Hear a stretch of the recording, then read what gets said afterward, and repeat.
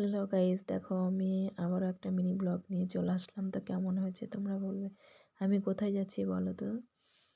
Ready হয়ে নেব। দেখো দেখো শাড়ি পরলাম, শাড়ি পরা হয়ে গেছে।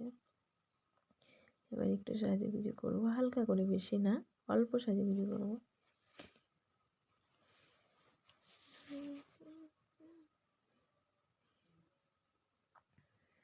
টিপ পরলিনি, তাই টিপটা পরবো।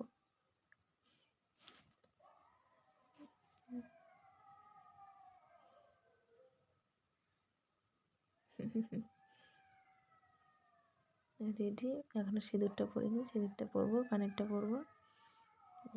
মালাটা পরা হয়ে গেছে। তো ঠান্ডার মধ্যে যেতে অত ভালো লাগছিল না, তো মা বকছিল, তার জন্য গেলাম। দেখো আমি রেডি সম্পূর্ণ, সিঁদুরটা এখনও পরা হয়নি, পরে নেবো। এবার সম্পূর্ণ ফাইনালি রেডি হয়ে গেছি। এবার চলে যাবো বিয়ে বাড়িতে। তো দেখো বিয়ে বাড়ি ঢুকছি, ঢুকেও গেছি। তো এবার সবাই নাচছে, খেলছে, সব গল্প করছে। তো আস্তে আস্তে আমি ভিতরের দিকে যাচ্ছি, বাড়ির ভিতরে। দেখো এটা হচ্ছে বাড়ির ভিতরকার গেট। তা সবাই আছে এখানে, মেয়ের বাড়ির লোকজন, ছেলের বাড়ির লোকজন, এই যে বউ, নতুন বউ। আমি আস্তে আস্তে নতুন বউয়ের কাছে চলে আসলাম। নতুন বউয়ের সাথে ছবিও তুললাম সবাই মিলে।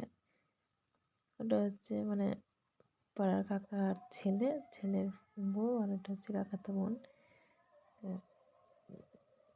ছবি সেলফি তুললাম, সেলফি তুললে আমি নিজেও একটা ছবি তুলেছি। এই যে ছবি তোলার পরে এবার চলে যাব খাওয়ার দিকে।